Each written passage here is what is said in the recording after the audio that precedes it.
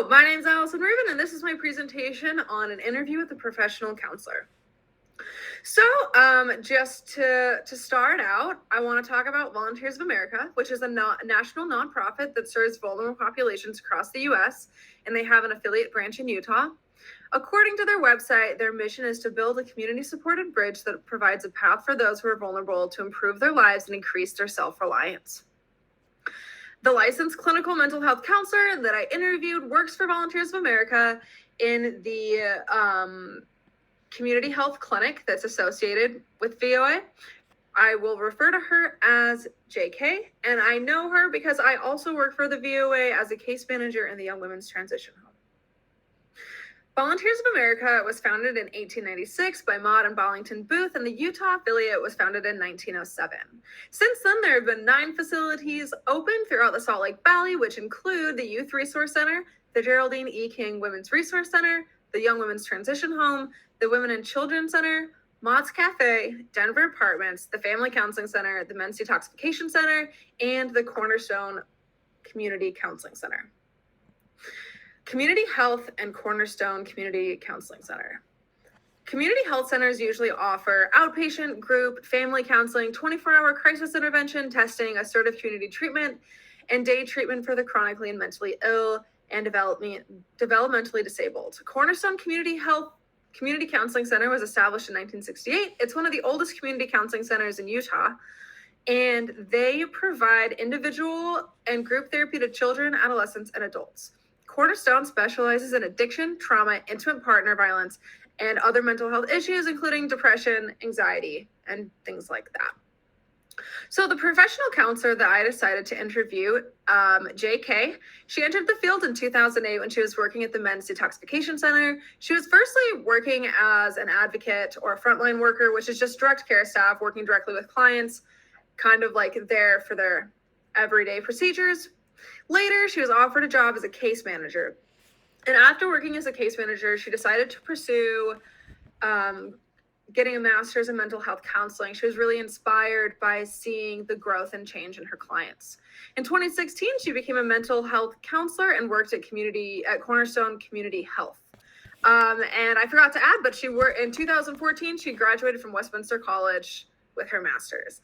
And in 2018, JK accepted a position at administration at Cornerstone Community Health, where she supervises the clinical team, facilitates group therapy, and manages the financial aspects at the clinic. So, JK talked a little bit about like the theories that she learned in the classroom. She focused on a couple different theories. She focused on psychodynamic theory, which is, it can be used interchangeably with psychoanalytic theory. So it emphasizes the process of change and incorporates interpersonal and transactional perspectives on personality development. And something that she focused on was object relations of attachment, which is kind of like under the psychodynamic umbrella. And this is defined as an individual's interactions with external and internal other people. And sort of how she explained it was like the relationships that you had when you were a kid, how they impact the relationships that you now have as an adult. She also learned about CBT, which is cognitive behavioral therapy. And this is a form of psychological treatment that has been demonstrated to be effective for a range of problems, including depression, anxiety disorders, alcohol and drug abuse, marital problems, eating disorders, and severe mental illness. Something that was kind of interesting is she talked about how she doesn't necessarily use all of the things that she learned in school in the office. So the theories that she mentioned for the office were a little bit different. It doesn't always translate into the workplace. Like what she learned in school doesn't always translate into the workplace. So clients are sometimes not ready for deep psychological work. They're in the beginning stages of recovery. Clients are in crisis. Clients need to focus on getting their basic needs met. She mentioned the Maslow's hierarchy of needs. So a lot of clients in community health centers are like struggling with homelessness or addiction, and they just aren't able to, like, they don't have all of their basic needs met. They don't have food, shelter, water, reliable income. And so a lot of times without those basic needs being met, they aren't really able to focus on doing deep psychological work. So some of the techniques that she uses in the office include CBT, DBT, and basic relapse prevention. DBT is something that she learned completely in the field, and it is dialectical behavior therapy and is defined as a flexible stage-based therapy that combines principles of behavior therapy, cognitive behavior therapy, and mindfulness. So something that she really focused on was group counseling in a community health setting. Group therapy was a learning opportunity for JK. She learned a lot about counseling through the facilitation of group therapy, doing CBT, DBT, and learning how to meet clients where they're at. Group dynamics can be really therapeutic, making sure that it's emotionally safe, making sure that your groups have a lot of trust, like the individuals have a lot of trust in each other and strong relationships. She also said that in group therapy, it's really cool to see some mentorship happening. So like clients that are in later stages of recovery are able to be mentors for people that are just starting their treatment process. Multicultural competency. So she talked a lot about supervision of the clinical team as a multicultural competency, and she's able to cultivate a culture that is centered around feedback. She also utilizes the APA multicultural guidelines, which are 10 guidelines that were created in 2017 by a task force, and they focus on re-envisioning the multicultural guidelines for the 21st century. It's updated pretty often, and so it's just a way to keep everything consistent. She also says that she focuses a lot on staff training and continued professional development. JK is a mental health advocate through the supervision of the clinical team. She's able to give and receive a lot of feedback. She's always encouraging her staff to do more professional development. And a big part of her job is making sure that clients have access to mental health services. That's including insurance, Medicaid, things like that, which are super important for being a mental health advocate because accessibility is a huge issue. Some of the challenging aspects of professional counseling that she mentioned were client deaths. And this is something that I hadn't really thought about. But she said that when you're working with vulnerable populations, especially with individuals that are experiencing homelessness, sometimes they die. And not only is it hard to deal with the death of a client, but you also sometimes get audited when a client dies. And the state or insurance companies want to make sure that you shouldn't be held responsible for their death. And so she really stresses the importance of documenting every single thing that you do with your clients. She said that another challenge is that it's very emotionally taxing. She experiences compassion fatigue a lot, and then burnout prevention is huge. She said that it's really important to have self-care and strong relationships both with your clinical team but also outside of work so that you're able to continue to do really great work with clients.